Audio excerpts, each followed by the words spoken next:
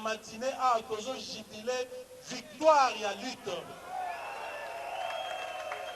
Nalingi mukolo tokutana wa mercredi prochain. Ezala susu kaka pona ba discussion koloba te mais tozo célébrer awa. Tozo célébrer victoire. Mutu na mutu ayeba que soki Kabila keite ba ebele bazokanisa ke non ba jamais kabengani teta. Oh Félix abengani te, yoto bengani ete. Biso to salo ya biso musala. D'abord, to boyi pouvoir na ye, to boyi mbongo na ye, to tikali na bino. C'est amplement suffisant. Oya biso musala to sali ezali makasi. Siko yo prouver que réellement ozali peuple, ozali déterminant ko sauver mboka. Oza besoin d'avenir na yo. Ok, merci beaucoup. Nasuke Yawa. Bobi préparer déjà makasi, ma cellulaire, ma sectionnaire, ma fédéraux. En tout cas, vous avez la responsabilité mounene le 31 décembre. Na tongo 7h du matin, Bokoko na l'église catholique. À cause de musulman. À cause de musulman. Ozalaka na Kintwati. Ozalaka na Simon Kimbangu. Mais pour na dimanche oyo, Kokota na l'église catholique. La Kobimasico de libération à peuple. Merci. J'aimerais rassurer le peuple de l'UDPS que les 10e nous étions là, les présidents fédéraux. Non, c'est pas une polémique, c'est pas une polémique. UDPS viva! UDPS viva! Boza komona grande machine ya UDPS musala eza kosala. Bolobi nini? Kandida na bino kombo ne nani? Kombo ne nani? Kandida na bino nani? Na yebisaki bino ke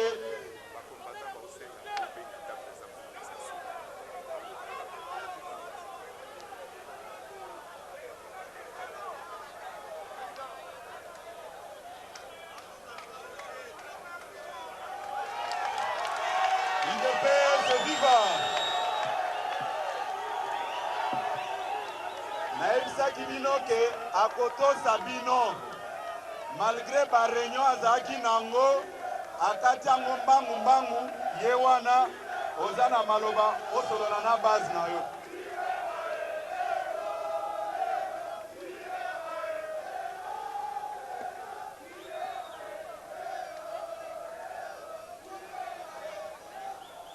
UDPS viva! UDPS viva! UDPS viva! Viva! Viva! Viva!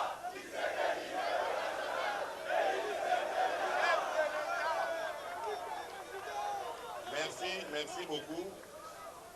Menga na koyebi sabino soki bolingi Félix azala président esengeli bobunda tobenga na banguna o bazana mboko.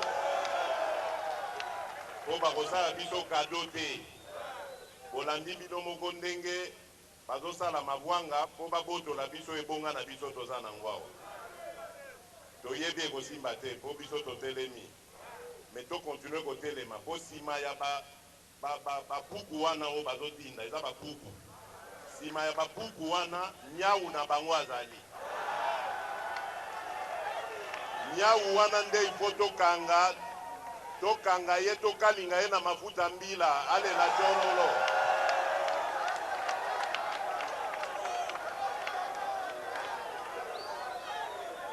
Toyokani wana ezali rendez-vous ya le 31. Nayoki bakombatant baleki awa ebele kati na bango babi bobangi nde ezosala bango. Kasi na obetela bino mwa lisese moka muke kaka muke penza. Oyo président abetelaka nga nebandeli ya komba na ye. ntango bauta kokanga ye lokwa bakangaka bango na mbala kaka na 1980 le 31 décembre elingi ekoka kutu 31 décembre bamei bango na boloko ntango baye kolibere bango 3 mois après aye ngamu natikalaki mokolo mpo bayaya basi bakendeki poto kotanga nga natikalaki mokolo sikoyo ya famille abengi nga alobi yaka na explike yo pourkui bakangaki biso abandi explike nga makambo ya komba ndenge basi babandi bitumba wana bitumba ngo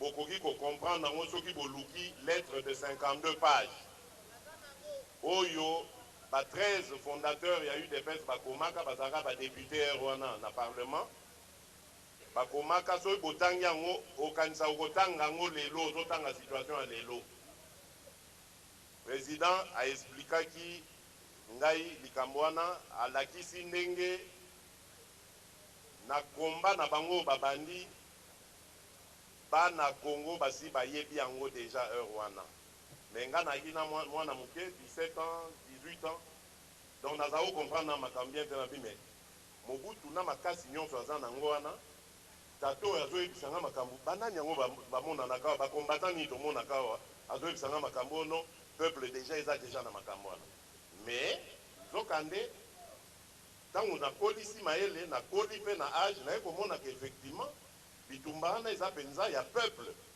ti lelo toza na bitumba wana totikali na yango héritage yango wana mission na biso ezali tokomisa bitumba wana ti na suka biso bana ya Tshisekedi mission na biso papa na biso atikeli biso yango wana tokomisa komba wana ti na suka ya sasali mosala emonani oyo totikali nango etikali moke po tokomisa yango na suka alors moi lisese oyo naki nango ya koyebisa bino na kati ya lisolo wana nazobeta na président alobi na ngai alobi mais est-ce que oyebi mwana na ngai que ntango nazobanda komba oyo bakamarade nango totanga na bango baye awa misu bazobanga babi Etienne tika makambo wana mobutu akoboma yo tika makambo wana abi na ngai me na minute oyo tozosola no awa mibale basi bakufi likambo ya komba politiki te moko na bango na bakati ya mibale wana moko akufaki ndenge nini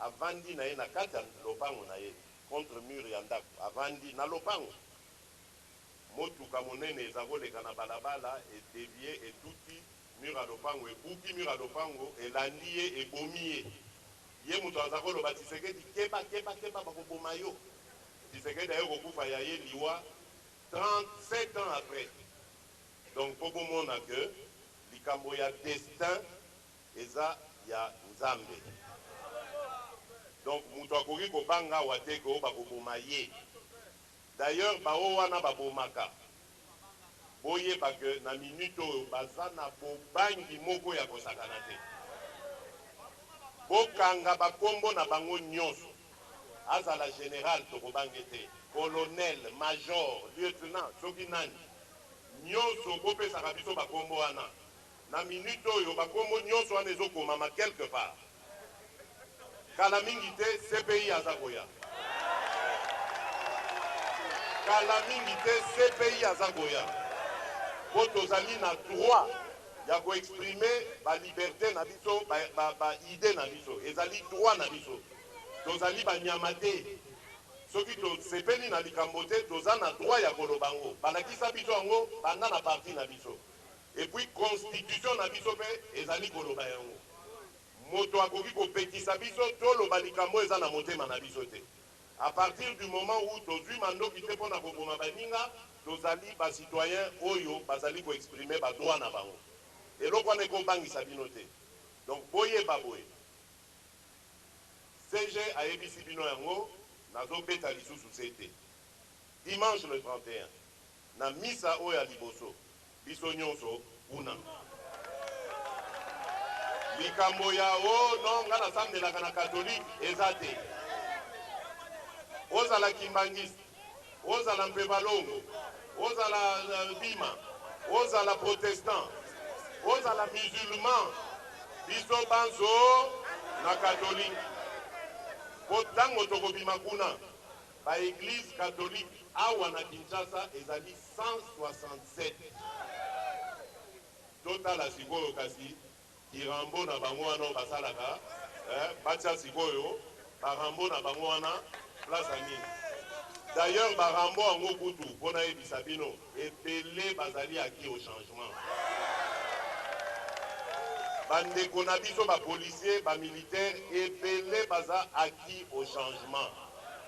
Balingi changement esalema. Alors biso banso il faut tout soutenir bango. Tango bakomona biso tozo marcher soki baye baningi batia bandoki na bango bo interpeller bango. Bolo bake boza bana mboka lokola biso. Soki bana na bino basi na bino bazomona pasi te alors bobeta biso masasi. Mais soki boyebi ke bazomona pasi lokola biso awa ke balingi batia fin na pasi wana botika biso toleka tosala mosala oyo tozosala po ezali mpe mpona intere na bino moko. Donc toza na kobanga eloko te moto te tokobima mpo tozali kosala devoir na biso. Voilà bandeko na ngai mwa moke makambo naki nango na remercier bino en tout cas. Merci mingi, courage bosala biso pasi lokola tomonaka pasi ya le 19 te po wana nakobombela bino te nayokaka pasi makasi le 19 décembre po manifestation wana moto ainformaki moto apesaki lokola to wana régime ya information moto apesaki information wana na hôtel de ville ezali secrétaire général na biso Jean-Marc Kaboul. Donc manifestation marche oyo ya le 19 esalemi na demande ya UDPS. UDPS eza le plus grand parti ya Congo mobimba. Mais ndenge tobimisaki ba membre na biso te boyokisi biso soni surtout na miso ya bapaya. Nalingi soni wana to effacer yango na kobima biso banso dimanche le 31.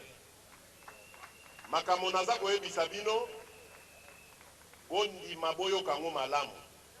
Komba oyo tozali komene komba oyo boyebaka ezobetama na baniveau ebele. Biso toza na mwa chance ya kobimaka komonaka baye parmi baoyo baza kodeside na sort ya Congo. Je peux vous dire que bako kote biso bako yoka biso à partir ya kobima na biso komonana na biso parce que banguna ya Congo mosala na bango ezali kokendo yebisa batu que voilà bakongolais balingi na bango situation oyo ezali wana bakongolais balingi Kabila eza mwa ba opposant ya lokuta nde baza kosaki te mais nde l'ensemble de la population elingi Kabila. Donc eza ndenge wana bino bolingi Kabila tika seko na seko. Alors soki eza bongo te bolakisa makasi na bino bolakisa détermination na bino totindi moto te akende koboma moninga po congolais likambo ya kobomana il faut esila biso tolingi tolibere mboka oyo mboka ekoma et se tourner vers développement. Tomona ba jeune na biso soki babimi na classe bazwi misala malonga batongi mboka. Tomona ba mibange na biso bazokufa na dignité. Ezala te ke bazokufa bazangi ata mbongo ya drap po bakunda bango. Tomona ba mama na biso bazotambola na bilamba ya kitoko. Batuza bazotambola na fierté ya kozala na mibali bazosalela bango misala oyo bazala kosalisa libota. Voilà Congo biso tolingi. Congo oyo ba congolais bazotambola dressons nos fronts de quoi hymne national eloba. Tozotambola na fier ya kozala congolais. Lelo congolais bakomo seke mokili mobimba. Likolo ya bolole ya bato bazali kokamba mboko. Alors tokoki kondima lisusu te bakamba biso na bato ya bolole. O bazali kobimisaka ba image vidéo ya Sony. Tokoki kolinga yango lisusu te. Donc biso tolobi boy. Le 31 décembre biso banso na balabala. Marche ezali ya ba catholique te. Marche ezali ya ba laïque. Ba laïque ezali lokwa bino, lokwa biso. Laïque ba combattant bazaka na ba laïque. laïque bamembre ya UDPS baza na balaïque. Laïque ezali baoyo bazali kati ya peuple oyo balandi mot d'ordre na biso banda topesaki yango na deuxième conclave, c'est-à-dire le 31 décembre à Bourg. Voilà. Donc rendez-vous na l'église, moto na moto ke na église oyo ezali pembeni ya ndako na ye, ezali 167 na Kinshasa. Donc tolingi raison ezala te. Na tondi bino botondi bozonga malamu na bandaku tokokutana lisusu mpona fête monene le 1er janvier. Merci président na prestation.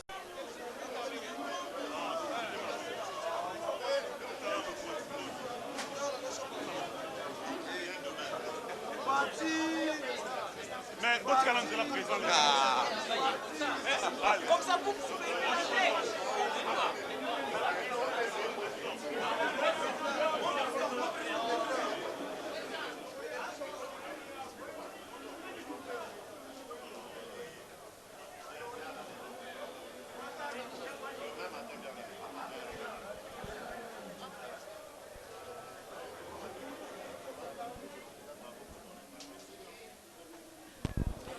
Voilà, moi namboka outi kosilisa masolo na ba combattant et voilà retour na esika wa donc endaki neko paiement et ndenge ezalaka toujours tindika télévision toujours vous êtes en direct de Kinshasa na kati ya permanence. Voilà retour déjà ya moi namboka Félix Tshisekedi Tshilombo et wana kayiko paiement bozu déjà message binope kuna na mboka ya poto ba diaspora message ezumu tout donc moto na moto abenda oya ye parti po ezali makambo ya Congo, ezali makambo mutu te, makambo ya bakinois te, metali Congo mobimba, on a makambo etali bongo comment libérer le pays. Donc libération ya mboka, topé changement positif ya mboka, etali congolais nyonso, ezali likambo ya mutu moko te.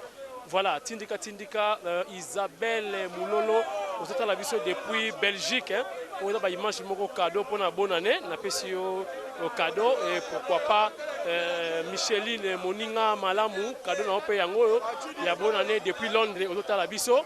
Voilà donc ba bonne année na bino tout Guy Mollet Diamou na France. Ba bonne année na yango yo ba image oyo exclusive ya Félix Tshisekedi. Donc ba cadeau na pesi bino yango ya bonne année. Tindika télévision, pourquoi pas na Rifin qui sombe, hein? Donc bon baba cadeau na bino bonne année yango yo Papi Kelly, bino tout bota la rabiso na Tindika télévision depuis Grande-Bretagne, Mokili Mobimba. Na pesi bino image oyo ya suka départ ya Félix avec na ndako avec l'espo palais et là cadeau na pesi bino ya bonne année bino tout ba diaspora Mobimba ozo kotala Tindika donc ba image moko exclusive. Voilà donc là ba cadeau na pesi bino quoi. Donc mwana mboka yoyo akoti adokota na mutuka ala kobendana adokende na ndako akende kopema. Voilà ozota la biso ndenge pe ba combattant Landa Matéa ya Jean-Marc na Matéa ya Félix. Maintenant yeyo azozo na palais na pesi bino nyonso ba bonne année partout ozota la biso na libanda ya mboka. Donc voilà mwana mboka dako kende yeyo accompagné na ba combattant kaka ndenge ezalaka ozala ba image et rataraté avec Papi Kamwasi. Voilà. Félix yeyo accueilli accompagné na bana mboka. Vous avez Rolanda Tindika en direct depuis Limete. Karanenge Zalaka et Ratarate quoi. Voilà. Et wana accompagné na bana mboka. Vous message. Ba image pe yango mwana mboka bazako escorter na ba combattant na bana mboka. Voilà. Kabila Torolia Sili le 31 Sili. Le 31 président le 31 Sili président le 31 Sili. Et Sili biso na bango. Le 31 Congolais. Ayaki na 1997 ndenge bayaki ndenge bakokende oza peuple congolais congolais mais c'est le 31 décembre ayebi ko diriger mboka te bakosi pe papa wana aza mayele te soba laissez congolais au Congo 31 le 31 décembre de la Mouamba. C'est bon. Voilà, mwana mboka yoyo akesika wa kopema. Voilà.